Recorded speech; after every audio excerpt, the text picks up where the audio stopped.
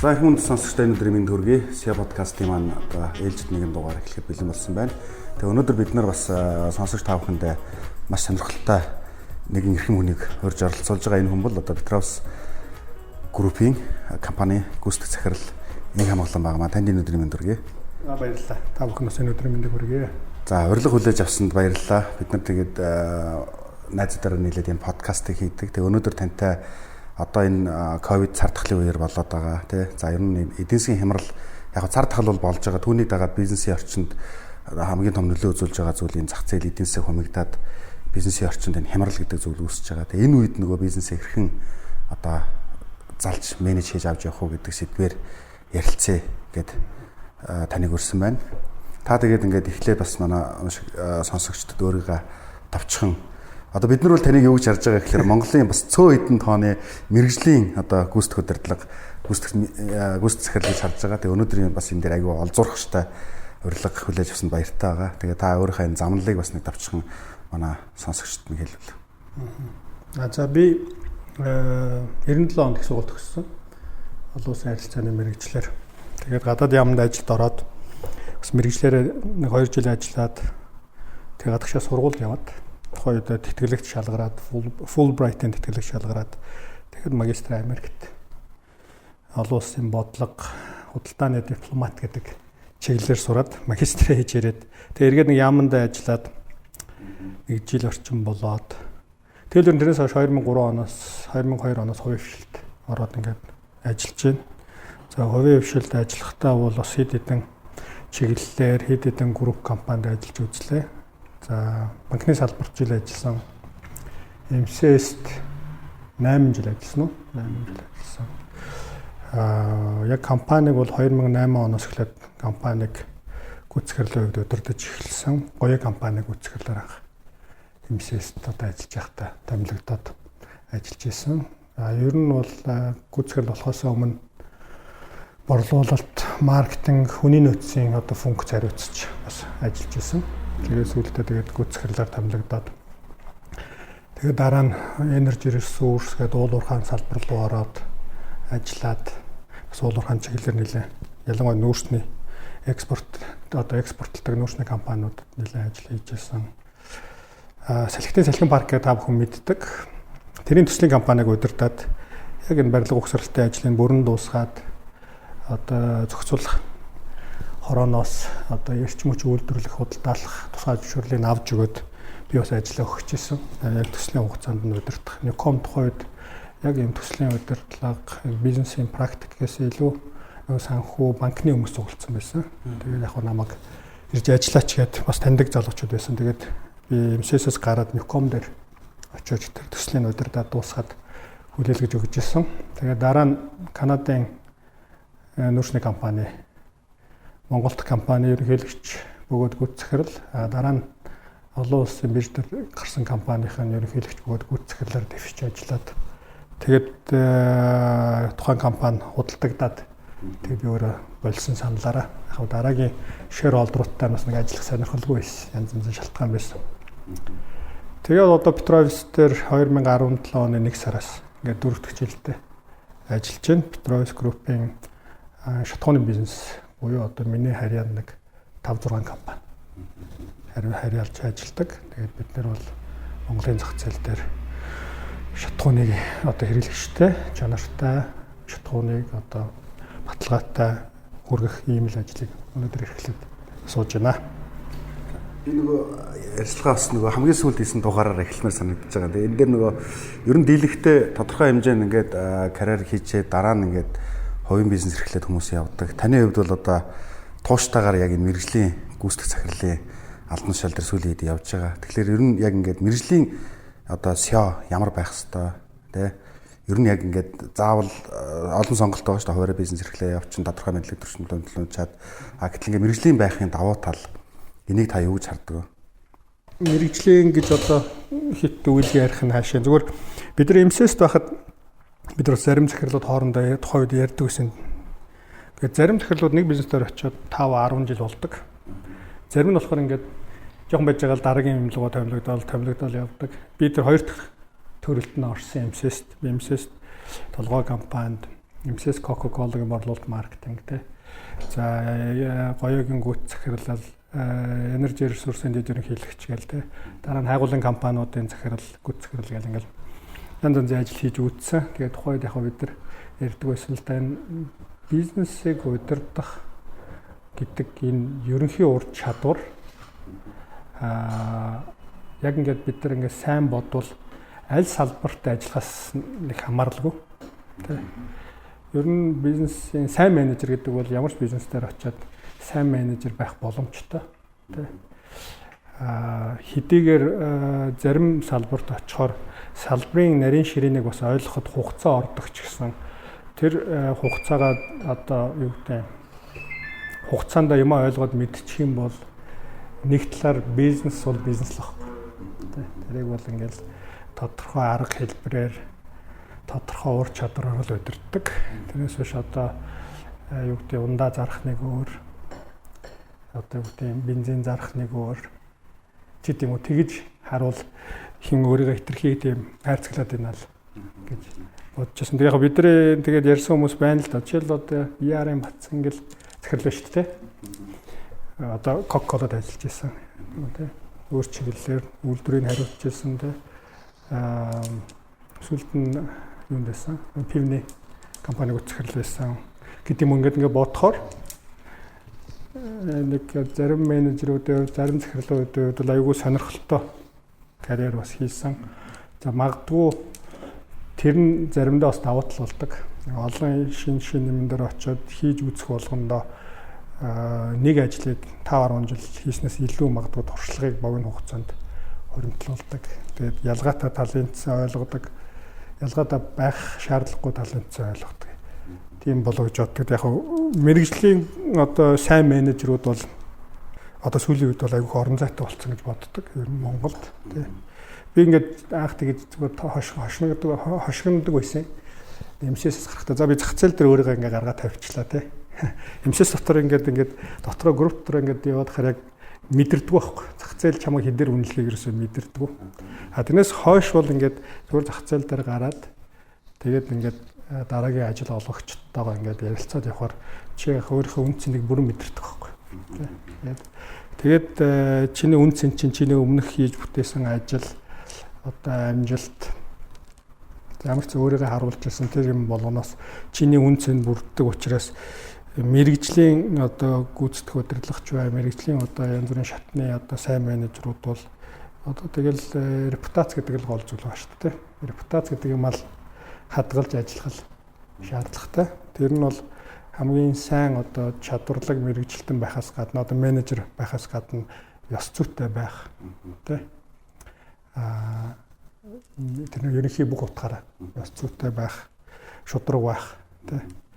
Shareholder-ын болон одоо ажигчдын эрх ашигыг бүрэн дүүрэн илэрхийлж хамгаалж чаддаг байх тий. Тийм юмнууд айгүй чухал юмнууд байдаг байх гэж боддог. Тэгэхээр сайн менежер байхаас гадна сайн ёс зүйтэй байх нь бол энэ одоо энэ чиглэлээр ажиллаж байгаа хүмүүсийн хувьд бол карьер хийх хамгийн чухал одоо нэг зүйл болоо гэж бодож байна. Бид өмнөх бас нэг дугаараа байгууллагын соёлоор хийсэн. Тэгээ байгууллагын соёлыг яг үндсэн бүрдүүлэгч хүчин зүйлийн нэг нь харахгүй өөрөө гүйцэтгэх удирдлага болчиход байгаа байхгүй. Тэгэхээр ингээд та их олон группээс өөр байгууллагууд руу явж байна. Тэгэхээр яг миний сонирхож асууж байгаа асуулт бол нөгөө яг таны өөрийн тэр ёс зүй яриад байгаа шиг нэг өөрийн гэсэн нэг арга барил байгаа шүү дээ удирдлагын тэр арга барилын соёлоос байгууллагуудад ингээд түгээгээ яваад байна уу? Үгүй л тухайн байгууллагын соёлыг нь одоо шинээр ирж байгаа байгууллагуудаараа соёлыг нь ойлгочоод тэрийг нь цааш нь хөгжүүл энэ дээр ер нь ямар би бол ингэж бодоод байна.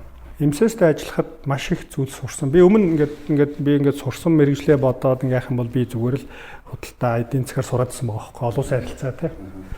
Тэгээ би яг энэ бизнес дээр гараад сурсан юмнуудаа бол бүгдийг анх тэр зөв одоо юмнаас эхлэхийг MCS л зааж өгсөн байгаа хөөе. Тэгээ MCS-ийн тэр одоо хүмүүсээ сургах одоо удирдлагуудаа, ажилтнуудаа сургах тэр соёл тэг хүмүүсээ хөгжүүлэх тэр соёл бол надад маш их зүйл өгсөн гэж боддог. Тэгээ би өнөөдөр одоо энэ хэмжээнд хүртэл явах тэр бүх анхан шатны фундаментыг бол яг MCS авсан гэж боддог. 8 жил ажиллахдаа би бол маш их зүйл сурч ойлгож авсан.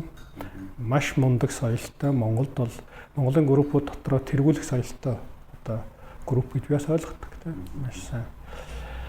Дараа нь би гадны компанид ажиллаж байхдаа бас шал өөр төвшний бас юм ойлгосон тийм. Энэ бол нөгөө паблик компани байсан учраас хоёр одоо биржт бүртгэлтэй.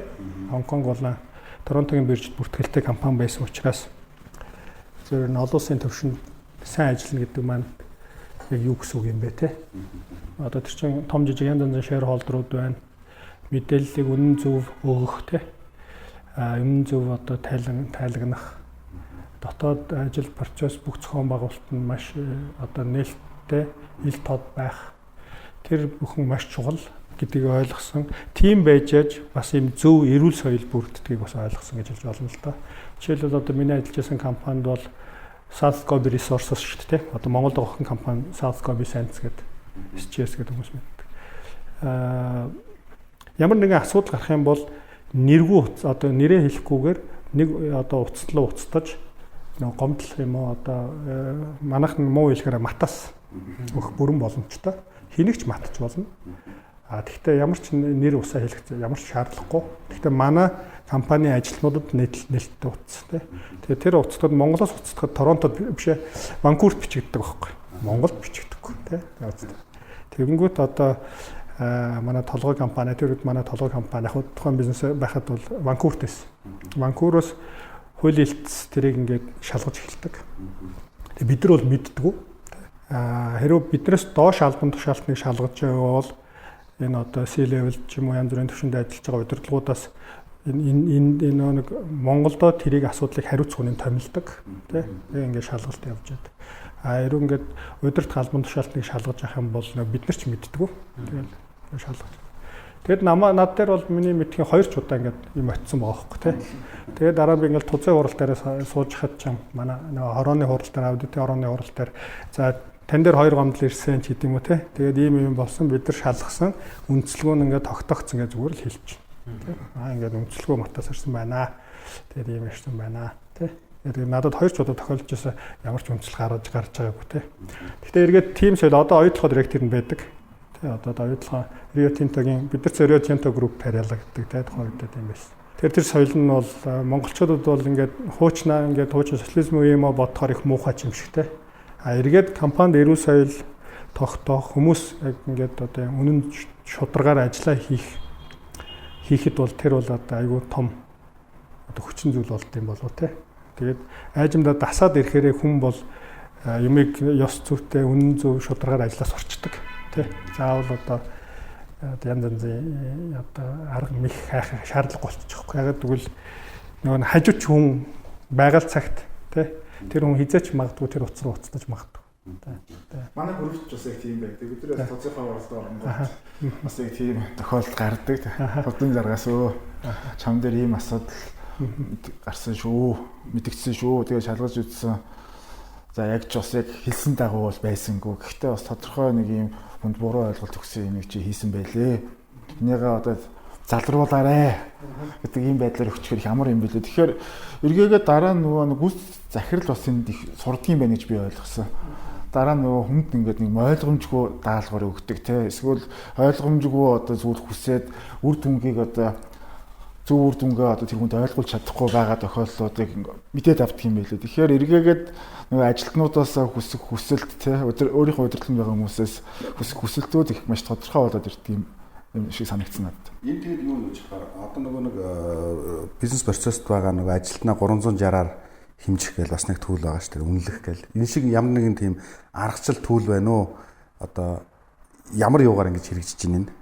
Гэхдээ яг байгууллагад бол яг миний ойлгож байгаагаар энэ одоо процессын доголдлыг илрүүлэх зорилгоор одоо энэ чинь compliance гэх юм уу да тий одоо ийм policy байна л да. Тэн дээр зөвхөн тухайн байгууллага менежмент нь ямар хэмжээнд том юм тэндээсээ тохироод өөртөө тохиромжтой хэлбэрийг авчдаг юм болов уу гэж одоо банкны одоо миний зөвхөн ойлгож байгаагаар банкны салбарт бол энэ compliance management бол асар том хөрөнгө оруулалт хийгддэг те инвестменттэй байдаг те тодорхой хэмжээний тэрийг маш их анхаарч үздэг өөр ихтгэлцлийн байгууллага гэдэг утгаараа явдаг. За миний одоо ажиллаж байгаа салбарт бол тэр бол нэг айхтар томор явдаг. Манай компанийн хувьд бол илүү нөгөө 360 градусын аргачлалаар ерөнхийдөө суйрлаж явдаг юм хэлбэрээр явж байгаа. энэ хамгаалалтын захирал мэдэх багт MCS дээр байсан одоо коучинг фидбэкийн судалгаа гэх тийм. Яг тэр зарчим дээр бид нар жоохон customize хийгээд нэг жоохон өөрчлөлт юм болгож авсан. Хуучин угшлал нь бол өөрөө нэг General Electric гэж компани одоо Jack Welch хаан гаргасан методологийг одоо арай монголчилсан тийм хэлбэр юм уу да. Гэтэ арайч монголчлоо гэдээ бас хаамаагүй монголчлоогүй. Яг гэхдээ би энэ дээр ингэж хэлсэн. За том компаниудын хувьд бол ингээд ийм угаасаа тогтцсон хэрэгэлдэг арга техниктэй наа. Гэхдээ жижиг байгууллагын соёл дотор бас байдаг тий ажиглагддаг.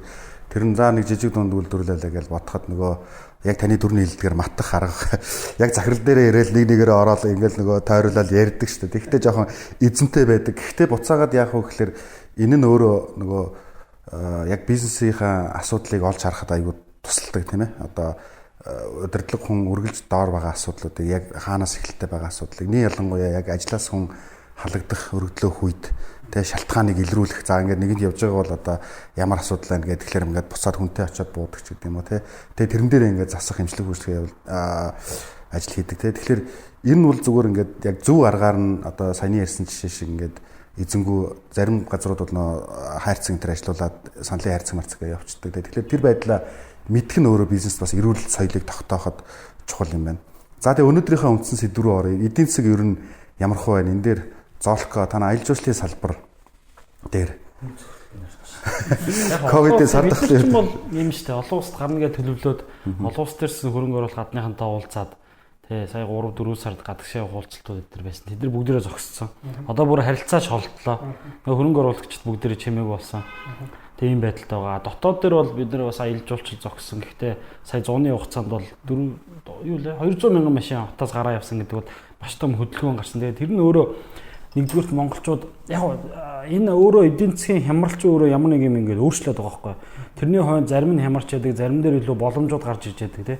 Жишээлбэл олон улс төр гэхэд илүү технологийн хэрэглээ өндөр болоод үүнээс хамаарал технологи суурьтай компаниудын өндөг өсөж гин гэдэг чинь. Би болохоор хэдий гадаад зах зээл талдаа бид нар ташиггүй байгаадсан та дотооддоо бол бас урт хугацаанд илүү эерэг нөлөө гарах болов гэж бодож байна. Юу гэвэл хүмүүс илүү дотооддоо аялдаг сонирхолтой болж байна. Энэ Prius засмал зам хоёрын нөлөө бол энэ дотоод аялал жуулчлалыг нэлээд урт хугацаанд өсгөж гинүү гэж харж байна.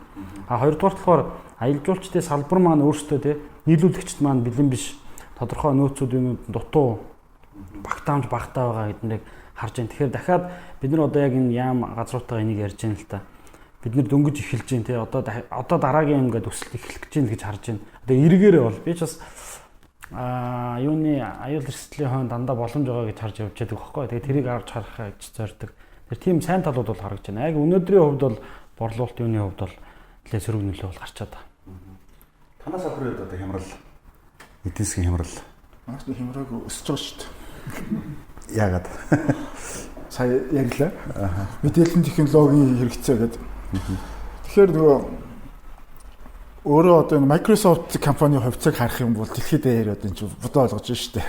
Сая одоо Amazon байна, Apple байна тийм. Тэгэхээр мэдээллийн технологийн өөрөө салбарын өсөлт өөрөө тэгээд яг үндсэндээ миний хийдэг бизнес бол нөгөө тухайн одоо мэдээллийн технологийн одоо багаж хэрэгслийг менежментэд хэрхэн оновчтой зөв ашиглах вэ гэдэг дээр бид ажиллаж байгаа учраас харьцангуй өсөлттэй байгаа.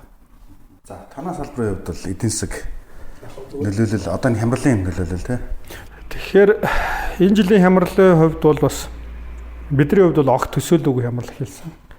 Нөгөө нэг өмнө бол аливаа хямрал эхлэхдээ маш юм олон янзын дохио өгдөг эдийн засгийн одоо үзүүлэлтүүд ингээд илт ингээд тий тодорхой хэмжээгээр таамагладаг зүгээр хямралын хэр гүнзгий хэр уртын таамаглахад хүнд байдаг боловч хямрал ирж байгаа гэдэг нь бол таамаглаж болдог байсан бол сая бол ерөөсөө хямрал үндсэндээ 3-4 сарын дотор болоод өнгөрчлөө шүү дээ. Одоо тэгээд ерөнхийдөө юм унсан ч байнг өсдөг учраас эргээд өсөх маягтай. Тэгээд яг хөө бидний хувьд бол хямарсан. Энэ салбар бол үнэхээр хямарсан. Та бүхэн мэдж байгаа нефтийн үн баррел нефтийн үн хас хотго руу орлоо шүү дээ. Хас хотго руу орлоо. Тэгээд энэ маш богино хугацаанд явагдсан учраас энэ салбарт ажилладаг тий одоо үйлдвэрлэгч одоо олборлогч болон одоо дистрибьюшн хийж байгаа бүх тий бүгд хямарсан тий зүгээр хямралаас яаж гарах вэ гэдэг асуудал одоо тавигдчихл байна л да. Тэгээд зүгээр яг хуу ингээд би нэг 2 3 хямрал бас үзээд өнгөрсний үед ингээд бодохоор хямрал ингээд дандаа дүн тавьдаг байхгүй. Гүйцэтгэх удирдлагад. Тэгээ мөн одоо тузад дүн тавьж гин гэсэн үг шүү дээ. Компани хэр бэлэн байсан юм бэ гэдэг. Тэгээд одоо нэг төрлийн health check гэж ярьдаг шүү дээ. Нэг эрүүл мэндийн үзлэг шиг юм болж байгаа байхгүй. Тэг галбалал маа ганах тэр байна гэл те. Тэгэхээр би нөгөө нүүрсний салбарт бас нөгөө хямарч үтсэн учраас гүн хямарч үтсэн учраас ер нь аливаа байгууллага аль болохоор нэг тийм lean бөгөөд mean байх нь айгүй зөв юм байна гэдгийг бол бас жоохон ойлгодог л доо. Хямрал үтсэн хүмүүсийн бас давуу тал нь би хөөч нэг манай Австрал захирал байдаг гэсэн юм. Би ч бас нэг Монголын охин компани удирдлага манай Австрал захирал ч одоо манай олон улсын компани захирал байсан. Тэгээ би манай нэг асуугаад одоо яана өдрөөр нүүрсний үн унж гин. Тэгээд өөртөө яг нүүрсний үн унж байгаа хурдаар арайч буулгаж дийлэхгүй те. Одоо гээд ярьж хахад амгаа би чам нэг л юм хэлээ. Хямралын дараа чи бүр сайн менежер болно гэсэн юм. Энэ бол маш том одоо гой сургууль. Тэгээ энэний дараа амьдрал юм чи бид нар даваал гарна тий. Аль нэг тохиолдолд даваал гарна. Гэхдээ энэний дараа бол чи ингээд шаал өөр одоо сургууль тий. Тэр бол дандаа өсөлттэй зах зээл дээр ажиллах ингээд оноо дэше олоодох юм үзсэн хүм хамаагүй өөр туршлага хөрөнгөлүүлд юм аа. Тэгээд тэр их одоо туршлага байсан. Тэгээд бол бид нар аль болохоор эрүүл байхыг ингээд зохистой юмнуудаа харахыг хичээжсэн л да. Тэгтэл бид нар хямралд өртсөн. Ялангуяа хямралд өртсөн учраас бидний хувьд ямар арга хэмжээ авсан бэ гэхээр бас өмнөх туршлага байсан учраас хэд хэдэн арга хэмжээг яаралтай авсан л да. За хамгийн гол юмуд бол cash is king гэж бид нар ярьдаг те. Мөнгөө яаж менеж хийж байгаа юм бэ? Мөнгө дуусчих гэдэг л асуудал байна шүү дээ. Мөнгө. Хоёр дахь нь бол авлагын эрсдэл айгүй өндөр байдаг. Тэ авлага чи зөв өдөрч байна те. Бүх одоо customer эргэж харж байна. Манайх 3 сард энэ ингээд байдал хүндрэх нь ойлгомжтой болонгууд харилцагчдаас 40-од компани хассан. Зээлийн харилцагчдаар харилцахгүй тий. Шууд үзээд манайхан бүгдээрээ суугаад борлуулалт одоо холбогдох хүмүүс нь суугаад одоо бүх харилцагчдаа үзээд тэндээс ингээд 40-од байгууллага яалгаж байна гэсэн үг байхгүй тий. За энэ байгууллагатай цаашдаа зээлээр харьцах болохгүй юм байна. Тэгээ бид нар өөрсөнд нь мэдэгдээд одоо бол бүгд та нартай ажиллаж хүн бэлэн мөнгөөр тий. Урьдчилгаа төлбөртэй ажиллана ч гэдэг. Тэгээ мэдээлэл ингээд. За тэгээд тэрний зэрэгцээ бид нар OPEX-а шууд таньж эхэлсэн. Тэгээд одоогийн бидний таналтаар бол бид нар бараг 6 тэрбум төгрөг таньчихсан OPEX-аас тий. Зээлийн эрсдлээ бол бид нар эрт хараад эрт юмнуудаа зогсоосон учраас бол манай зээлийн эрсдлийн одоо манай авлагуудаар явж байгаа одоо тодорхой одоо хугацаа итэрсэн зээлийн хэмжээ өнгөрсөн жилийн одоо мөн ихтэй харьцуулахад бас бурц харагдаж байна тий. Гэхдээ мэдээж асуудалтай зээлүүд байдаг. Гэхдээ ингээд багцаа харахад бол ер нь харьцангуй бид нар цагтаа арга хэмжээ авчиж байна гэж харагдаж байна те.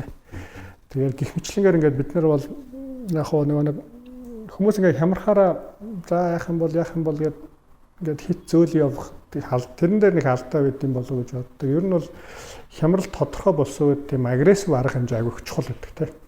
Тэгэхгүй бол компаниц хэцүү байдаг. Ингээд хүн яг гадаг мэддэхгүй ингээд нэгээр нь явуулаад үлдсэн хүмүүсийн мораль ингээд бах болчих тээ. Тийм учраас нөгөө нэг хурдан бөгөөд одоо жинтэй арга хэмжээ авах зайлшгүй шаардлагатай байдаг. Тэгэхээр бидний хувьд бол хурдан бөгөөд боломжоор жинтэй арга хэмжээ авсны үр дүнд бас өнөөдөр ингээд тоонуудаа харахад бас гайгүй харагдаж байна. Тэгээд хоёр дахьд бид нар ингээд хямрал ингээд яваад орлуулалтын орлого тасалдсан боловч бид нар сая 7 сарын 30-наар санхүүгийн тоонуудаа гаргахад манай санхүүгийн бүх ratio эерэг тий бүх юм хэвийн эерэг өр төлбөрийн ч юм уу одоо юу гэдэг төлж чадахгүй байх ч юм уу тийм асуудал ингээд бүрэн зогсцсон тий бүх ингээд түншүүдтэйгээ нийлүүлэгчтэйгээ бүх юм харилцаа бол ингээд хэвийн болж харагдаж байгаа байхгүй. Тэгэхээр бидний хувьд бол бас цаг хугацаанд хурдан арга хэмжээ авсан учраас маш богино хугацаанд ребаунд хийж байна л да. Тэр ч байтугай доошоо ингээд бид нар нэг OPEX, CAPEX хөрөнгө оруулалтаас бид нар ингээд таньж байгаа байхгүй. Зайлшгүй танах тий. Төвчж болох хөрөнгө оруулалт дахиж бид нар хөрөнгө оруулалт хараад энэ жилдээ өнжиж болох хөрөнгө оруулалтаа бүгдийг фриз болоод зогсооцсон. Тэг ингээд явж. Тэг ингээд үзэхэд бол бид нар 7 сарын 30-ны байдлаар доор ашиг талд бол бүх юм хийвэн болсон байна. Зөвхөн фризээс юм шиг. Тэгээд чигээ явж байна. Тэгээд би бас менежментийн багтаа бас баяр хүргэсэн. За ингээд 8 сарын сүүлээр ингээд 20 дээр манай нэг 7 сарын та тодорхой болонгууд одоо congrats guys те бид нар ингээд хүндрэлийг бол ямар ч зүйд авчлаа. Цаашдаа бол бид нэр өшөө илүү сайн ажиллавал бүр хүндрэлт одоо төлөө бажет дээр нэмэх гэж гарах нь тодорхой юм байна. Тэ. Тэгэхээр төсвөөс илүү ажиллах болцоо байна гэдэг одоо тэгж л ажиллаж байна л да. Наад нэг асуулт байна л да. Тэгэхээр та сая нэг OPEX, CAPEX хамгийн түрүү тансан гэж ирж байна. Тэгэхээр магадгүй одоо энэ ковид гарч ирээгүй байсан бол нэг ясандаа тэр OPEX-ийг бол ер нь гаргаад явж явах байсан бай тээ. Эсвэл одоо нөгөө таны барьж явж байгаа одоо менежментийн одоо lean and mean байх гэдэг зарчмынхаа хүрээнд магадгүй одоо ковид цар тахал гараагүй байсан ч гэсэн OPEX дээр ерөнхийдөө customization дахин одоо дүгнэх юмнууд хийх байсан болов та юу гэж бодож байна? Яг уу бас яг үнийг хэлэхэд хоёр талаар хариулах нь зөв баг. Ялангуяа CAPEX-ийг бид нар нөгөө ирээдүйн бизнесээр харж хийдэг. Тийм учраас танахтаа маш болгоомжтой танахгүй бол ирээдүйн боломжууд алдчих гэдэг. Яг л хямрал дуусна шүү дээ. Хямрал дуусахад бид нар өрсөлдөгчтэйгээ харьцуулахад бүр хойно сууж явах үү те. Амар өрсөлдөөнтэй салбар шүү дээ. Манай салбарч хүмүүс л өрсөлдөөнгөө ойлгоод байдаг боловч үндсэндээ 100 гаруй компани тэрний бараг 30-аад жижиглэнгийн бизнест өрсөлдөж байна. Тэгээ үлдсэн ингээд 170-80 өний бизнест өрсөлдөж шүү дээ.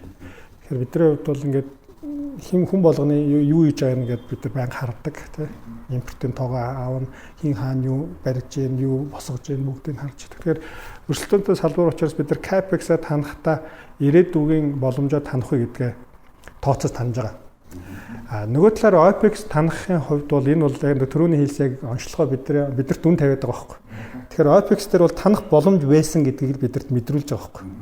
Өмнө ковид болсон болоогүй танах болцоо байсан.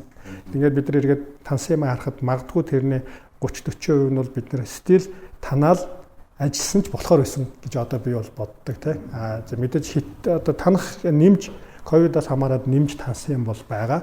Гэхдээ ингээд эргээд бодохоор бол тэрийг тансан ч эргээд зөв ажиллагчдынхаа урам хуулахгүй байх тийм. Тэр юм бүх юм бид нар тооцсон л доо. Жишээлбэл бид нар сайн ингэж байгаа бүх төрлийн одоо лимитүүдийг ихэнх хүмүүсээс багах болгоцсон байхгүй. Утас унаа гэж Монголын компаниуд амар түгээмэл одоо баахан лимит өгдөг шүү дээ. Утасны лимит өгдөг, унааны лимит гэдэг. Тэнгүүд бид нар сая улс төртөөрөө нийгмийн даатгалаас чөлөөлөө дээр нь орлогын албатрыг чөлөөлчлөө шүү дээ. Тэгэхээр хүний орлого бараг 20% өсчлөө шүү дээ. Тэр нь цалингаас нь судахаар болчихлоо шүү дээ. Тэр нь бидний танснаас илүү нэмэх байгаа байхгүй. Тэгэхээр бид нар хэлж байгаа байхгүй. За компани байдал нөхцөл байдал хүнд байгаа юм чи. Бид нар үнэхээр энэ өдөр ингээд болгохосоор арга байхгүй. Ямар хүмүүст үлдээж юм гэхээр борлуулалтын гэдэг юм үнэхээр одоо машинаараа компани бизнесийг хийдэг. Эсвэл утсаараа компани бизнес хийдэг хүмүүс шүү дээ. Биднийхийг бол үлдээгээд. Гэхдээ тэр нь бол өмнөхийг бодоход одоо дөнгөж бид нар 12% тохоо. Тэгээд бараг 80% баг болгож байгаа байхгүй тийм. Тэгэхээр бид нар хэлж байгаа нь бол улсаас ийм нэгэнт ажилтан чиглэсэн улсаас ингээд бенефит байгаад байдаг. Компани чиглэсэн бенефит үндсэндээ багхгүй. Тэгэхээр компани яалтчгүй өөрийн одоо бенефитийг ингэж бий болохоос аргагүй байна. Зардлаа бууруулахаас аргагүй байхгүй. Тэрийг бол та бүхэн ойлгож байгаа үстэй. Би нэг дээр хурал хийгээл хүмүүстэй хэлээл салбарын даргануудаа орон нутагт байдаг дарга нартаа бичлэгээ ч юм явуулчих байгаа байхгүй. Тэгэхээр нөхдөл зөв тайлбар өгөөл за ингэж ажиллаж байгаа шүү. Тэгэхээр нэг бас сонсогч нартай жоохон дэлгэрүүлж хэлмээр байна л да. Нэг OPEX гэхээр бол үйл ажиллагаатай холбоотой зардлууд тийм. CAPEX бол илүү одоо хөрөнгө оруулалт түүнтэй холбоотой зардлууд байгаа тийм. Тийм яг бодож байна. Хөл хорионы үеийг гарсан бас нэг сонирхолтой зүйл байгаа шүү дээ. Тэр нөгөө зайнаас ажиллаад дээрээс нь зарим нөгөө шаардлагагүй угаасаа хоригдсон юм чинь тэр ажлыг хийх боломжгүй байдлаар нөгөө илүү ухаалаг ажиллах боломжуудыг олж хараад буцаагаад хөл хориод тавьсан чинь нөгөө буцаагаад өргөжүүлэх биш яг энүүгээрээ байж олоод ах юм байна гэх тээ. Одоо 10 хүнтэй ажиллаж исэн менеж хийжсэн зүйлийг 5 болгоод менеж хийхэд нөгөө бүтээмж илүү сайжраад байгаа. Нөгөө илүү ухаалагаар ажиллах бүтээмж нь өмнө жоохон бүтээмж багтаагаар л илүү зардал өндөртэй ажиллаж исэн байдлыг харуулчихж байгаа юм л да тий. Яг гоо манайх бас 2 сар нөгөө нэг занаас ажилласан шүү дээ. Ялангуяа төв офис бол бид нэр 3 сар 4 сар бүтэн 3 сарын эхнээс ахуулаад 4 сар дуустал үндсэндээ 2 сар бид нэр 3 сарын 5-наас ингээд занаас ажилласан. Гэхдээ занаас ажиллахдаа бид нэр ажилт нь 7 хоногт одоо ажлын 5 өдөрт нэг л удаа оффистаа ажиллахыг шаардсан. Тэгэхээр бид нар хүмүүсийн бөөгнөрлөл байхгүй болчихж байгаа. Нөгөө талаар нөгөө оффистаа ирээд бичиг цаасаа зэгцлэх боломжийг өгчөж байгаа. Зөвхөн зайнаас ажиллаад хахаар тэр баахан бичиг цаасаа зэгцлэх боломж байгаа байдаг тийм. Тэгээд тим зохион байгуулалтаар бид нар бүх 2 сар ажилласан тийм. Хүмүүстэй бид нар нөгөө нэг оны ихнээс офис 365-ыг нэвтрүүлсэн байсан. Тэгэхээр тэр айгүй бидэрт боломж олгосон. Тэгэхээр тэрний нэвтэрсний ачаар бол бид нар ерөөсөө distance working гэдэг нэг бол ямар ч асуудалгүй хийгээд үтсэн. Аах уу гэхдээ мэдээж оффист ажиллах нь илүү дээр байдیں۔ гэж одоо бодоод байгаа. Эргээд цуглаад ажиллахад бас нүүр хараад илүү шуурхай шийдвэр гардаг, илүү бага ядардаг. Ягаад гэвэл цайнаас ажиллахаар нэг юм ажилласан айгүйх ядардаг. Ингээ нэг нүүрээ харахгүй ихэнх тохиолдолд харсан ч бай ингээд нэг ярьж байгаа болохоор нөгөө хүндээ ойлгуулах гэж давтаж их ярьж гин тэ олон удаа ярих хэрэг болж гин тэ тэгэхээр ингээд тэ нэг нүүрээ хараад ерөнхийдөө богинохон илүү богино хугацаанд мимикээр ойлгож чадахгүй. Тэгэхээр нөгөө нэг заавал тэрэндээ илүү хүчин чармал гаргаад тахаар ялангуяа нөгөө нэг удирдлагуудын хувьд нэг маш их тийм юм ярих, бичих нөгөө имэйл бичдэг учраас тэр нэг сүултээ юм ойлголцоод энд байсан бол ингээд газ яриад нэг 20 минутанд яриад болох юм ингээд хичнээн олон имэйл одоо трейд болчих жоох гэх нааш цаашаа бага хүмүүс имэйл тэгээд тэгэхээр яг мэдээж шинэ скил сурах хэрэгтэй, хурлаа илүү зөв хийж сурах, даалгавраа илүү сайн оновчтой өгч байд юм уу те. Тэрэн дээр зөндөө сурах юм ихтэй юм байна. Нөгөө талаар бид нар чинь бас 2 сарын дундаас ахвалаад манайх чинь 7 цаг шилжсэн манай компани. Аль биесаар ажлын 7 цагт. Тэгээ өнөөдөр манайх 7 цаг штэ.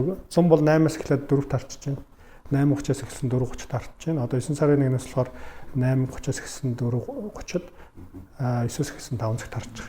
Тэгэхээр бас бид нар хүмүүсийн сэтгэл ханамжийг бас дээшлүүлээ. Нөгөө талаар илүү богино хугацаанд ажиллаа амжуулах боломжтой гэж тооцоод нэвтрүүлсэн одоогор бол ямар ч сан бас боломжтой гэж үзэж байгаа. Тэгээд дээр нь хотын энэ төгжрэлт маш их цагийг манай ажилтнууд ирж очиход зарцуулаад байгаа хэрэг. Тийм учраас бид нар ирж цуглаад ирт тарахаараа энэ төгжрлээс өмнө харьцдаг, эсвэл юм амжуулцдаг тий. Тэгэхээр гэр бүлдээ зарцуулах цагтай, сэтгэл ханамжтай, хүүхдээ 4-өөс тарсан хүн бол одоо 4:30 тарж байгаа хүн бол хүүхдэд цэцлэгээс тарахт нь авч амждаг тий. Гэхдээ ингээ бүх юм нь бас ажилтнуудынхаа хувьд бас нэлээд том одоо сэтгэл ханамжийг авчирсан зүйл хийцэн байгаа л гэж бодоод байна. Эргээд бүтээмж ажлын цаг багасхад бүтээмж өрнө юм. Яг ажлын цаг багасхад бүтээмжийг бол бид нар дахин хэмжиж гэн л та. Тэгэхээр жишээлбэл чөлөө авалт ингээд буурчих. Хүмүүс ингээ янз янзын чөлөө авах, акт авах гэх тээ. Манайх энэ чинь чөлөө авах, акт авах урлагтай хүмүүс шүү дээ. Бүх социалист орнуудад байдаг урлаг шүү дээ. Оросууд айгүйх тэргээр янз янзын онгоо ярьдаг. Тэгэхээр нөгөө нэг тийм урлаг гэж байхгүй болох нь эргээд хүнд ингээд дэмий юм санаа зовох. Би яаж өнөөдөр эрт гарчих уу? Эсвэл маргааш би ирэхгүй байх уу? Өглөө яаж чөлөө авах уу гэх тийм бодох шаардлагагүй ажлаа илүү зохион байгуулах бололцоо өгч байгаа болов гэж бодож байна. Тэгээд ингээ асуугаад хэлж байгаа нь тэрэлдээ одоо сонсогчдын хувьд ингээд нөгөө шууд л нөгөө ажлын цагаа багасгах энэ төр чинь бол бас бэлэн биш. Тэгэхээр нөгөө бүтээмжээ хэмждэг байх хэрэгтэй байгууллагатай. Бүтээмжээ хэмжиж чадж байгаа бол түүнийхээ үр ашгийг хэмжиж чадаа. Түүнээсээ гарах нөгөө нөөцийн одоо хэмнэлтийг ажилчиндаа юм уу эсвэл бизнестэй юм уу гаргах. Хэмжиж чадахгүй бол ингээд нөгөө шууд дуурайгаал 5 цаг болгоол нөгөө асуудал багасч шийдэгдэхгүй шүү дээ тий гэдэг талаараа. Сайн хурдхан гарсан байгуулагчсан өөр ашигтай. Ягаад гэвэл эрчим хүчний хэмнэлт гарч байгаа. Тэгээ улс тог бүгд хэмнэгдэж байгаа тий. Дээр нь би нөгөө тэр Канада компанид ажиллаж байхдаа зүгээр Монголд ажиллаж байсан шүү дээ. Гэхдээ нэг зүйл сурсан нь илүү цаг хүн ажиллах хэрэг шаардлагагүй мэн гэдгийг би маш сайн ойлгосон. Та ингээ барууны компанид ажиллах юм бол хүн нэг ч илүү цаг суухгүй. За ганцхан нөхцөлд илүү цаг суuna. Үнэхээр одоо дедлайн те маргааш өглөө тэгээ тэр хүн юм дуусаагүй бол үнэхээр ингээ суугаад дуусгах чинь. Тэр чинь өөрөө хариуцлагын тухай асуудал шүү дээ. Тэр бол цэвэрийн цагтаа юм хийх тухай асуудал. Тэрнээс үс зүгээр хэвийн ийм процесс дунд ингээд илүү цаг суудаг нябууч байдаг байхгүй. Яг хэрэгтэй үедээ л хүмүүс суудаг. Яг бол ихэнх барууны компани илүү цаг олгодог байхгүй хуулиараа. Тийм учраас илүү цаг суухыг хяндаг. Тэ. Яагаад илүү цаг энэ хүн сууж байна? Эсвэл чадваргүй учраас суугаад байгаа юм уу? Тэ чадахгүйгаа суугаад байгаа юм уу? Тэгвэл бид нар энэ хүнийг тусалсан юм уу, дэмжлэг үзүүлсэн юм уу, илүү одоо чадварлаг болгосон юм уу? Эсвэл одоо хариуцлагагүй цагийн менежментгүй учраас суугаад байгаа юм уу? Эсвэл энэ үеийг оверлоуд болоод хитрхийг ажиллаар дараад байгаа юм уу? Тийм учраас нөгөө нэг тэр бүх одоо хуулинтсан одоо олон талаас ингээд харьцааг зохицуулдаг учраас хүмүүс юмыг ингээд цагтаа нэгт хийгээд хэвшсэн компаниц илүү зардал гаргах сонирхолгүй те илүү цаг олон хүнийг байн илүү цагаар ажиллах сонирхолгүй бага илүү мөнгө төлөх гээд байдаг. Тэгээд тийм соёлд ингээд ажиллаж сурчгаар хүн бол цагтаа юмыг хийж сурах бол аюул чухал гэдгийг л ойлгож байгаа. Монголын компаниудыг хараад хахаар ингээд оройтод суусныгаа аюул мундаг гэж ойлгодог. Захирлууд нь ч тэгэж ойлгодог ажилтнаар. Тэгээд тийм соёл өнгөтэй тэрийг болохоор нэг тийм Японы тэр нэг тийм менежмент их тайлбарлан ингээл нэг босс нь явахаар ажилтнанд хардаг ч гэдэг тийм. Тэгээд тэрний тэгээ сайн тал нь яг үнэхээр японочууд үнэхээр тийм учраас Япон хөгжсөн юм үнэхээр бас үгүй л ах л та тийм. Тэгвэл бүр амар хөгжихгүй яасан юм бэ гэдэг. Одоо та хэд нэг ингээд бас зөвхөн юугаар ярихыг сонссон зарим хүмүүс нөгөө нэг Tesla-гийн нөгөө босс нэг олон цаг ажилладаг гэдэг тийм. Тийм учраас хүмүүс илүү их ажил амжуулдаг гэдэг тэрийг механик ойлголт байхгүй. Тэ. Манай хүн бүр idea байсан учраас л миний бодлоор бол тэр idea-гаар тэ үнэхээр ингээд хүн тэр хүнд мөнгө өгөхөр idea байсан учраас яасан боловч нэг нөхөр 20 цаг яг Elon Musk шиг 20 цаг ажиллаад ямар ч idea байхгүй бол тэр хүн юу ч илүү амжуулахгүй шүү дээ тэ. Тэгээд тогтцсон бизнес төр юм байж магадгүй тэ. Стартап менежмент төр ямар хөө байдгийг заалгаа. Энэ дэр одоо яг ажлыг ийм хэмнэлттэй ажилуулах эсвэл илүү цаг ажиллах энэ дэр ямар арга барил барьж байна. Тэгвэл тэр чинь бол цаг ер нь бол баг байхгүй шүү дээ. Яг хүмүүс бол хуулиараа 8 цаг байгаадсан дээ. Өстой хэлдэг шиг ажил ихтэй саяны санаа гарч ирээ те. Тэр чинь нэг өсөндөө бүтээл гарах гэдэг шүү дээ. Бүтээл гаргах гэж бол би ажлын 8 цагт гаргана гэхээсээ илүү тэрэн дээр нухаж ухаж суух гэдэг шүү дээ те. Нөгөө талдаа стартап дээр одоо юу гэдэг технологийн компаниуд илүү бас хүмүүсийн ойлгох юм чөлөөтэй байдалч бас ихтэй байдаг ш. Тэгэхээр тэрийг өөртөө зохион байгуулж менеж хийгээд явхаас стартап ч өөрөө тэгээд тогтсон цаг. Тий, яг ингээд бид нар одоо жишээ нь хурууч уншуулад байдаг компаниас байдгүй. Зүгээр нөгөө урам зориг юун дээрээ бид нар шинэ бүтээл гарган шинэ юм хийнэ гэдэг дээр нь сунч ч юм уу тий. Заримдаа бол одоо бид нар эх 7 хоног сайхан 2 өдөр ажиллаар амрах гад байна тий. Ягаад тэгэхээр 100 ачаалттай ажиллацаа одоо намар болж байгаа амраа гэх тий. Цалинтай ч гэдэг. Тэгэхээр тэрг бол илүү сайхан ярилцж байгаа л ойр маневрлал тэр дор нь яваад байгаа байхгүй. Тэгэхээр аль ч төвшний удирдлагын хувьд бол шүнж зүудэлжтэй ажиллаа. Тэ санаа орж ирнэ тэ. Санаа орж ирэнгүүт нь бол одоо яг бичих хэрэггүй болсон зүгээр микроно асаагаал зүгээр нэг хитэн санаагаа хэлээд унтраачих байхгүй. Яг тэгвэл нэг хариуцлагч айгуу тийм томорчж байгаа байхгүй. Тэ амраадгүй. Ингээд хүн 50 амарч чадхаа ойлоод тийм учраас нөгөө байнгын стресс тэ ингээд байнгын их баг стресс. Тэгээд хүний асуудал шийддэг болохоор ирэхээр бүр их тийм стресс. Яг нөгөө хүмүүстэй холбоотой асуудал ч айгүй тийм хариуцлагатай юмд хандахыг бүр их шударгаар хандахыг шаарддаг. Нэг төрлийн захиралчин компани дээр янз бүрийн хэм хэмжээг тогтоож байгаа шүү дээ. Шударга байдлын хэм хэмжээг зэн тогтоож байгаа шүү дээ. Тушаал шийдвэрээр. Тэгэхээр өөрийн чинь хэм хэмжээ ерөнхийдөө англиар бол common sense гэж хэлдэг тэр нийтлэг хүлээн зөвшөөрөх хүч хэм хэмжээ байж чадж гэнэ үү гэдэг дээрээ маш сайн бодохгүй бол үзмжээрээ дураараа тэр тусмаа субъектив байдлаар буюу одоо хувийн одоо өөрийн тийм өнцгөрөө ямиг шийдээд эхлэх юм бол энэ байгууллагын соёлч будаа ойлгохтой хамтран ажиллах хүн олдохгүй тий. Тэгээд ерөнхийдөө бизнес унгаа шүү дээ. Тийм учраас яг тэр нэг тийм нийтлэг тэр хүн болгоны буруу гэдгийг буруу зөв гэдгийг зөв гэдэг тэр мэдрэмжээ аягүй сайн хөгжүүлж авахгүй бол тий. Аягүй хэцүү ажил гэж бодоод байгаа шүү дээ. Хариуцлага бол аягүй хэцүү. Тийм ч учраас миний бодлоор бол Монголд бол ингэж байгаа байхгүй. Аягүй эрт гүцэрлэг болцсон. Бидний одоо яагаад чинь те нөгөө нэг шилжилтээс хамаарад би ингээ бодохоор 2008 он гэж бодохоор би нэг 33 таа байсан юм уу те 33 4 таа ингээ гүцэрлэл болоод эхлээ хөвчлэн барууны компаниудыг харах юм бол ингээ зах зээл хөгжсөн орнуудын бизнес төр бол нэг 40 гараал бараг 50 төхөөл ингээ компани удирддаг шүү дээ те компаниг жинхэнэ утгаар нь удирдаал тэгэл нэг 60 гараал за онцгоонууд нь нэг 70 хүрэх юм уу ихэнх нь бол тэгэл ер нь гялс ретайр болж байгаа шүү дээ. Тэтгэврт гарч байгаа шүү дээ. Яг бодохоор хүн ингээд 20 жил өндөр хариуцлагатай ажил хийгээд тэрнээс хойш бол үнэхээр бас стрессээ дийлдэг юм шиг байна. Тэгээд ихэвчлэн харахад тэгээд тэтгэврт гарсан хүмүүс бол дандаа тийм сэтгэл ханамжтай ажил хийж харагддаг байхгүй. Гадны томоохон одоо бизнес удирдах гэсэн хүмүүс бол дандаа тийм төрийн бус байгууллага ч юм уу тийм нэг олон нийтийн сайн сайхны үйлсийн маягийн ажлыг яваад байдаг. Маш цөөхөн нь өргөжлүүлэн мөнгө хөөж байгаа байхгүй. Ихэвчлэн дандаа passive income-тай болсон хүмүүс учраас Тэр нь аюул сайн пакэж дээр ретайр болж байгаа татвар. Тэдний хувьд үндсэн дуг нь ажиллах хэрэггүй байхгүй.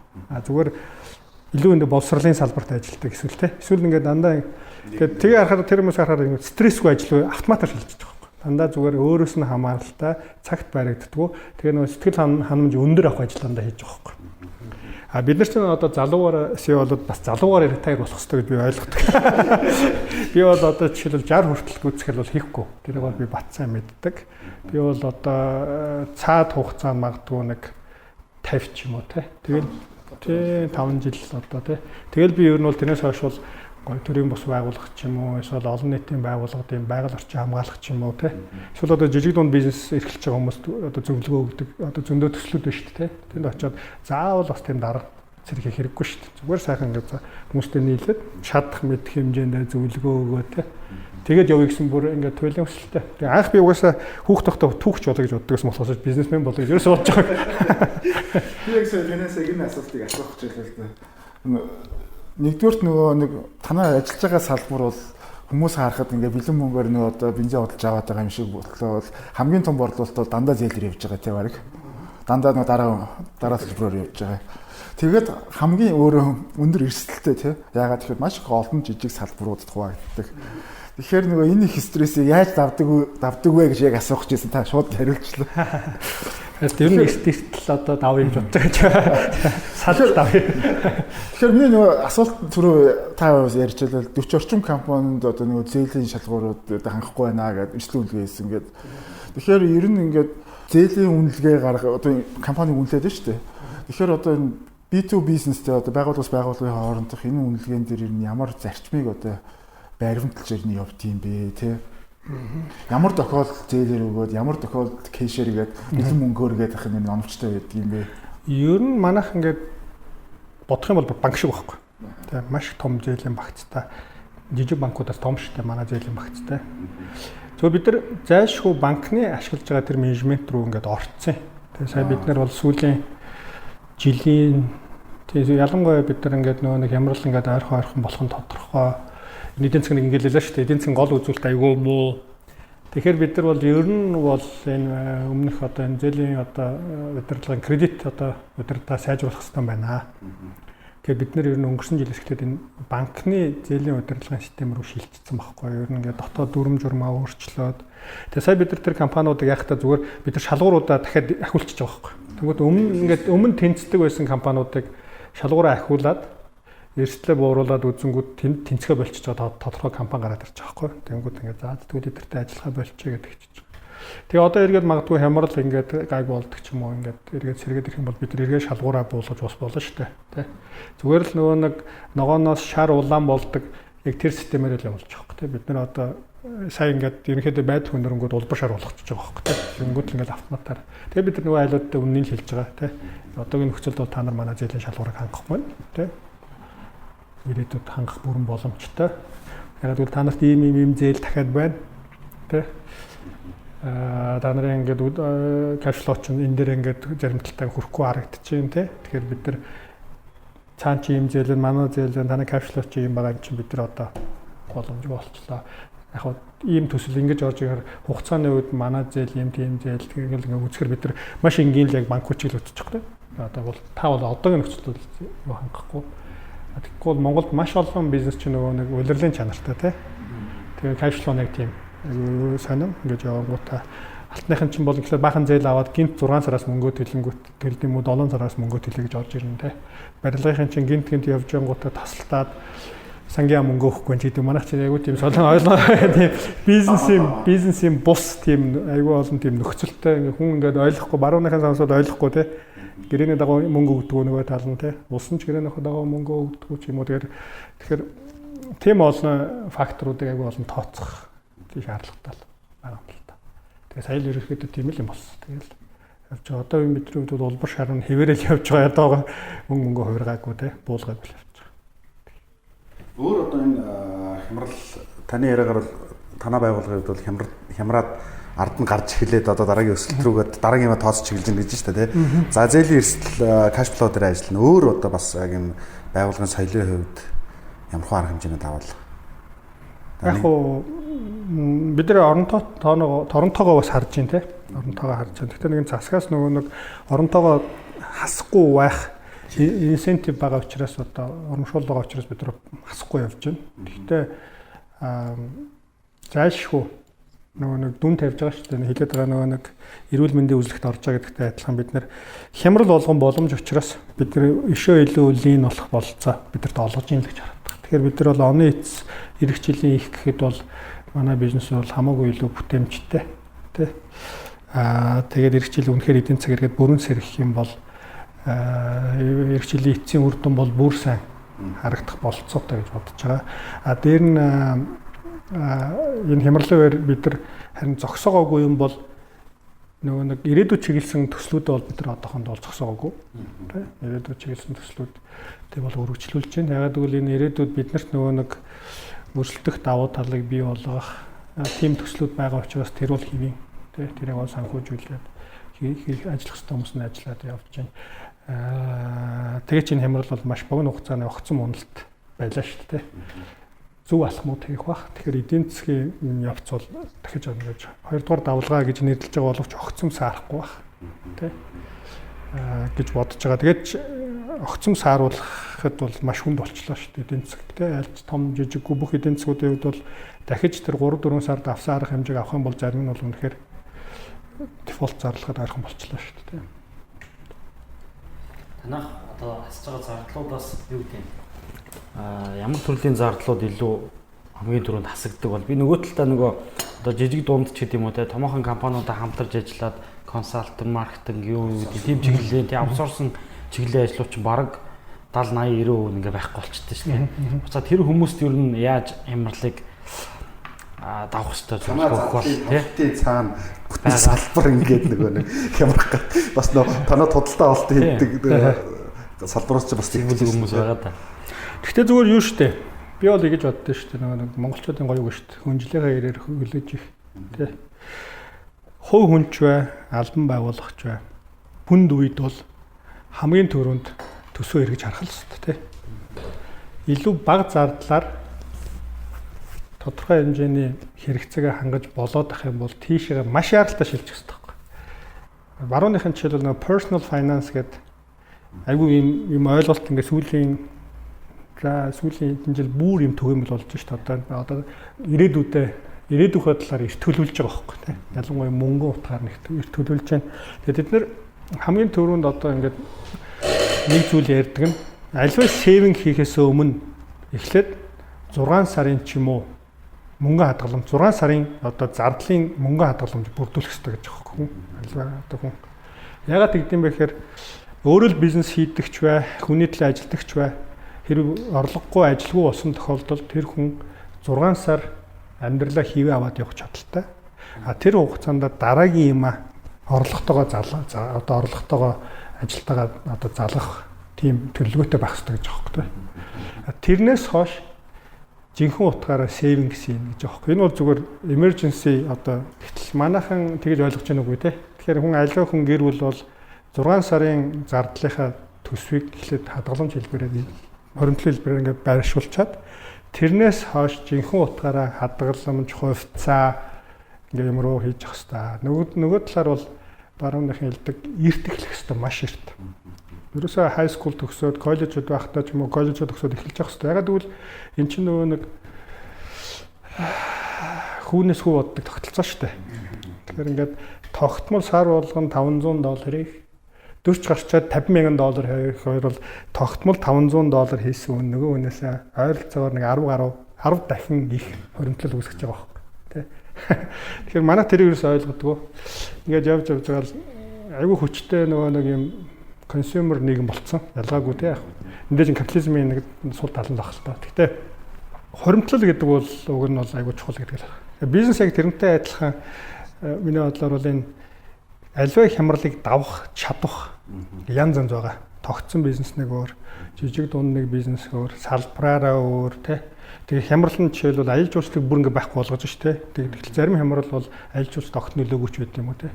Тэгэхээр тэрнээс хамаараад зүгээр тэр нэг тийм оновчтой цаг хугацаанд шийдвэр гаргаж явахаас гадна тэр emergency тэр нэг тийм фанд гэдэг шиг тийм нэг юм тодорхой хугацаанд давах тийм чадвартай болох аягүй чухал.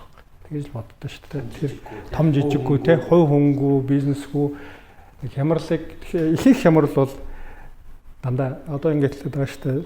Great Depression гэдэг одоо 30-аад онд Америкт гарсан тэр том хямралаас хойш өнөөдөр хөрөнгөний зах зээл хэд дахин хөгжиж өсөж байгаа л те.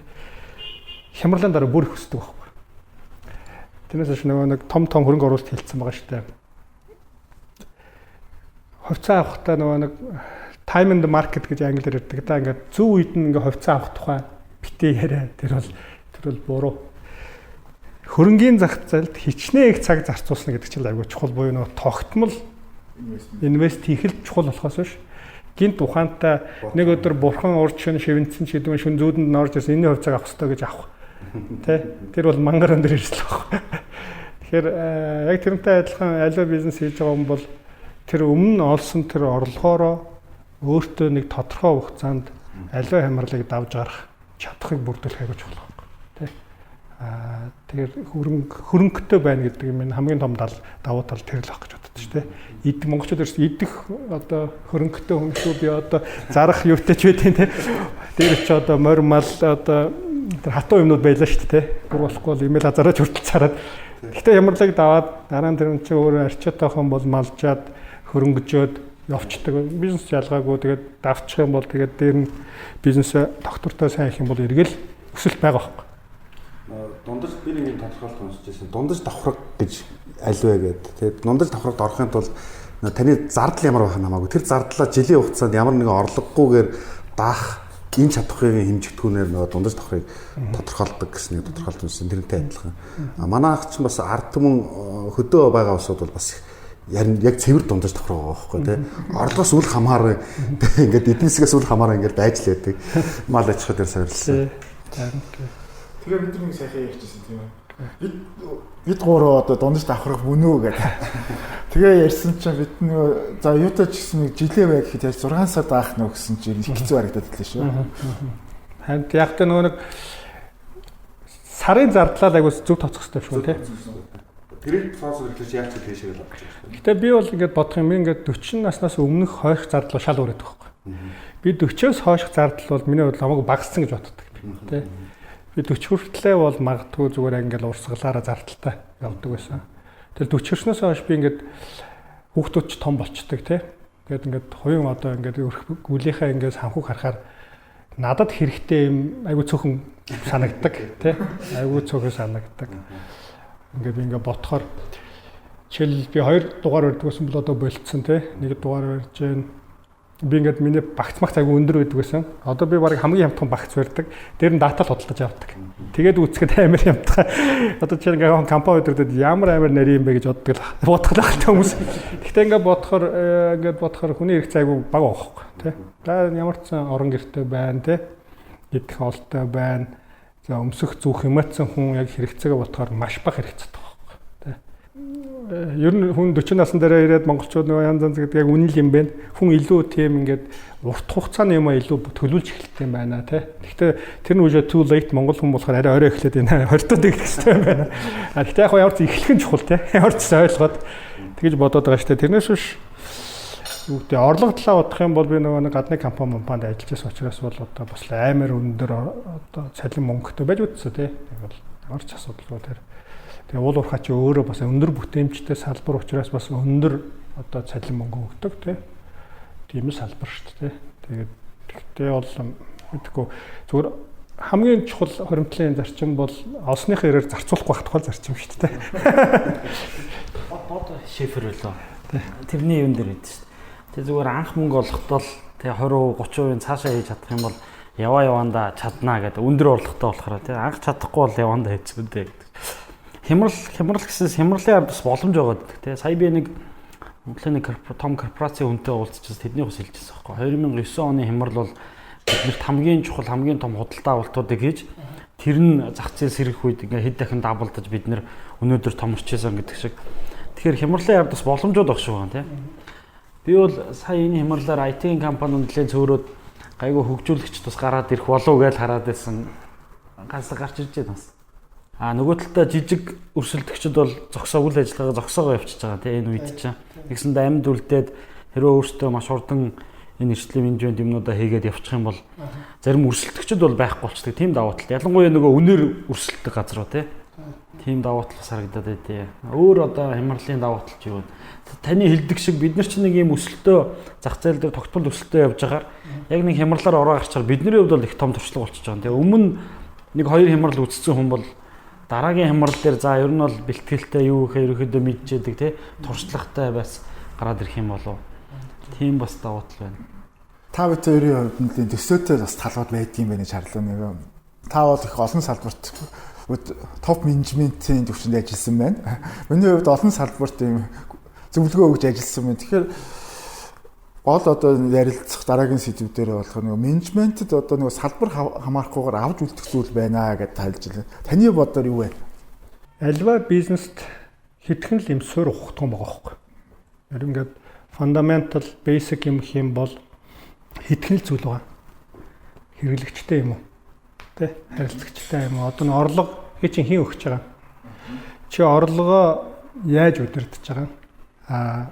Нөгөө талаар чамд энэ бизнес хийх одоо бизнес амжилттай хийх одоо хүн байгаа мó баг байгаа мó тэ. Тэгэхээр ингээд ихэнх ингээд бизнес дээр бол ерөөсөө ийм л юмны тухай яриад байгаа байхгүй. Нэс үүш тэр нэг дотоод процесс нэг нөгөө юу нэг инпут ороод аутпут гарч байгаа гэдэг нэг хэдэн юм ярих юм бол янз бүр юм орол янз бүр юм гарч байгаа. Тэрнээсээ илүү чухал яг хэрэгтэй одоо хүнд хэрэгтэй юм хийж байгаа мó. Хүний хэрэгцээг нэг бол хүний хэрэгцээний юм хийж байгаа эсвэл хүний хэрэгцээг өөрчилж хараад юм хийж байгаа шүү дээ. Хоёрхан л юм хийж байгаа шүү дээ. Тэгэхээр тэр чин зөв явж байгаа мó. Тэгээд тийм учраас чи орлого олж байгаа мó. Тэр орлогоо чи зөв удирдах байгаа мó. Бизнесээ өргөжүүлж чадж байгаа мó. Ажлын капиталаа чи банк оптимайз хийж чадж байгаа мó. Тэ? Тэгжээд чи илүү ингээд жоох ахаад ин гэсэн үг шүү дээ. Яагаад дээр нь хамгийн чухал нь яг тэр чам багчин байна уу гэдэг юм байна. Тэгэхээр аль ч бизнесээр очисон зүгээр энэ суурь ухтгуунуудаа л маш сайн хараад тухайн салбарын онцлогуудыг ойлгож авах үлдчихэж байгаа байхгүй тий. Би бол байнга л тэгэж ажилладаг. Ер нь ингээд яг нэг хэд хэдэн шинэ өөр одоо хоорондоо хамааралгүй шахуу бизнесүүдээр ирээд ажиллахад бол миний гол одоо ойлгосон юм бол тэр. Тэгээ анх би гүцгэрл болоод ялгаагүй Google дээр first 100 days of CEO гэж уншчихлаа. Хүн юу анхаарах хэрэгтэй юм бэ гэдэг. Тэгээ гүцгэрlгээ нэг өдөр болцсон тий. Тэгэл уншаал за ер нь иймэрхүү юм анхаарах юм байна гэл. Тэгээ сүүлдээ туршлага тэрэн дээр нэмэгдэж байгаа юм тий. Тэгэл ерөнхийдөө юм гол юм хараад. Тэгээд зүгээр үнэхээр хамгийн чухал юм бол бас баг байдаг. Тэгээд баг байхгүй бол тэгээд хичнээн эндээ тийлчлээл тэгэл явдаг. Тэр нь сайн баг бас нөгөө нэг сайн соёлыг юм уу соёлын өөрчлөлтийг хийхэд агай чухал байдаг тий. Тэгэхээр би очиж газар болгонд зайлшгүй топ менежментүүдийг тодорхой хэмжээнд сольдог тий. Солихоос арга байдгүй. Яг хүч менежменттэй хамтарч ажиллахаар яг болдог. Гэхдээ маш их цаг хийх чармаалт одоо хийх хүчин чармаалт гараад богино хугацаанд хийх боломжтой юмнууд дэндүү цаг зарцуулчихдаг байхгүй. Тэгэхээр ойлгодог ингээд нэг үгээр ингээд ойлголцдог хүмүүсээ авчираад хийвэл айгу хурдтай богино хугацаанд юм өөрчилдөг тийм учраас зүгээр тийм л юм хэлэх байна л да. Нөгөө нэг бизнесийг ойлгох тэр hard skill маш чухал. Тэр нөгөө суурь ухтгуун тэр тоонуудаа ойлгох тэр хүмүүс хэрэглэгчийг ингээ сайн ойлгох. Тэрнээс гадна тэр нөгөө soft skill нь бол нөгөө нэг багтаагаа ажиллах, шинэ хуучин багуудтайгаа ажиллах тэр хүмүүстэйгээ ажиллах юм болов уу гэж бодоод байдаг. Тэгэхгүй бол бас сүүлийн үед ингээд нэг одоо сургууль төгсөж байгаа залуучуудыг харахад нөгөө hit soft skill хөөцсөн. Яг нөгөө бидний үе шал өөрөөс байхгүй. Бидний чинь тэр soft skill гэж ойлгодог. Хичээлээ нүцсээр ингээд төгсдөг. Зарим нэг панаалтаа жоох ингээд панаалтаа л гэж ярьдаг. Энд панаалтаа гэж ярьдаг болохоос шинэ хүн хамаагүй коммуникацтай гэж ярьдаг. Панаалтаа сэргэлэн л гэж ойлгодог. Одоо болохоор нөгөө нэг бидний хуучнаар бол нөгөө панаалтаа сэргэлэн болохтой хэтэрхийг зарцуулаад тий. Яг бизнес дээр хэрэг гараад их нь хэрэггүй л 10 жилд одоо үдсэн юмны үндсэндээ одоо ингээд бодохоор зүгээр кургазор өгсөн л чухал болохоос хүнийг ингээд логикч гэдэг юм уу юмыг ингээд бодох сэтгэхтэй л одоо юмыг авсан болохоос яг өнөөдөр бид нэх олон арифметикийн одоо айлг бүрийн тэгштгэл бодоол геометрийн одоо юмнууд ашиглаад байгаа байхгүй шүү дээ. Ёстой осолтгүй нэмж хасаад хувааж үржүүлж байна. Цөөхөн ratio маш энгийнээр харчиж байна. Сайн сурах бол нэг тийм юу ихээс илүү зүгээр хүнийг зүгээр сайн сэтгэдэг болоход л жоохон тусалж байгаа юм болов уу гэж бодох тийм. Сайн сэтгэдэг болчвол soft skill-ийг бол хүн аажимдаа эзэмшиж болно шүү дээ. Яг сайн эзэмшсэн бол сайн л эцэд. Тэр бол үнэхээр нэмэх л дээ. Тэгээ би өөрөө бол одоо soft skill бол маш муу шүү дээ. Би бол одоо олон хүний юм гарч ярих их муу. Манай аж төрөл инээлдэг байхгүй. Би бүр яриагаа эхэлдэг байхгүй. За би маш богинохон товчхон яриа шүү. Та нар мэдж байгаа гэхээр бүгд харин тийм ээ. Тэ. Одоо хүртэл ингээд ажилтнаа олон жил ажилласан мөртлөө хурал цуглаан дээр бол би тэгэж ингээд удаан ингээд юм ярих тэ. Баярын хурал мурал дээр ингээ гараад 3 өгүүлбэр хэлэл үндсэндээ дуусдаг байхгүй. За ингээд. Тэр нь болохоор айгу хүнд хэцүү байдаг учраас тэ ярихад. Одоо яг хоо ийм ойлголт байгаа л та. Энэ хүмүүс боддог үлгүй би бодоод байгаа. Тэрний өгөхөр одоо шатхууны борлуулалт яг иргэдийн хэрэгцээнд дээр бол урт хугацаанд бол багасах болов тий. За 10 жилдээ бол гайгүй 10-аас цаашаа жилдээ ингээд цахилгаан автомашин ингээд багасах болов гэж агуулгахаа дээр бол бас байж ах болов тий. Ер нь урт хугацаанд яах бол танах урт хугацаанд ямар чиглэл барьж яваа ер нь. Яг хоо зүгээр ингээд бүр яг ийм тийм болцсон гэж хэлэхэд хэрэгтэй баг л та. Гэхдээ зүгээр ингээд бодохоор угаасаа дэлхийд даяар өөрчлөлт ирж байгаа нь тодорхой.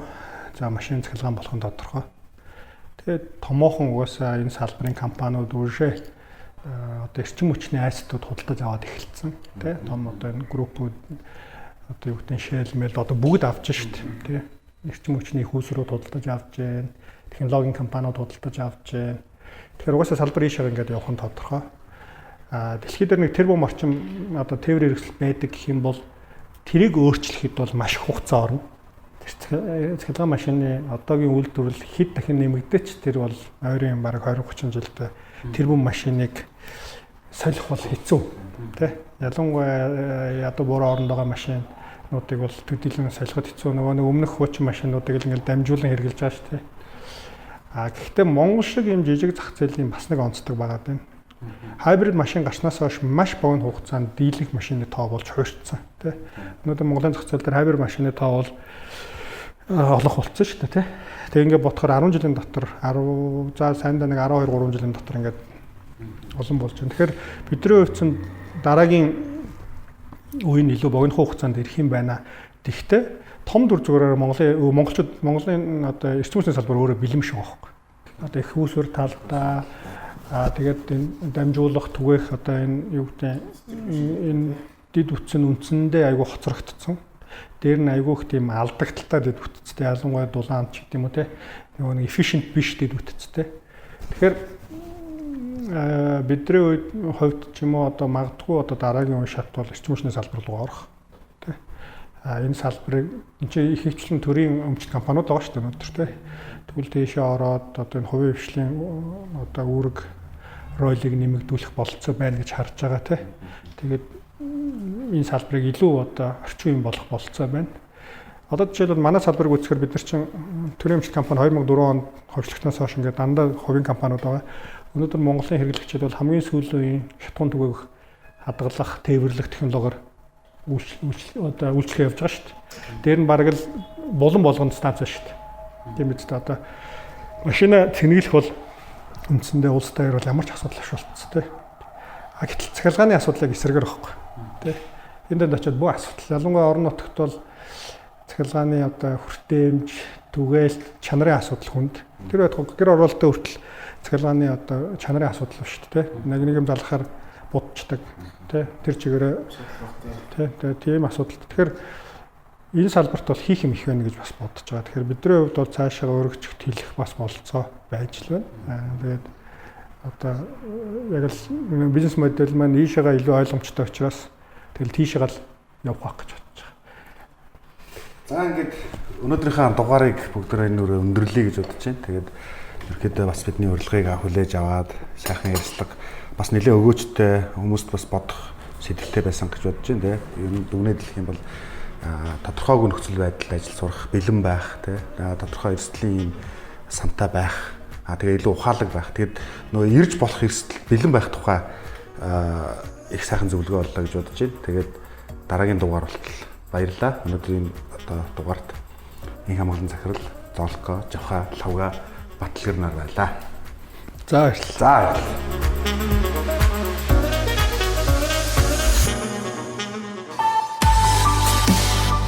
21-р зууны гүйцэтгэх удирдлага ямар ур чадваруудтай байх ёстой вэ?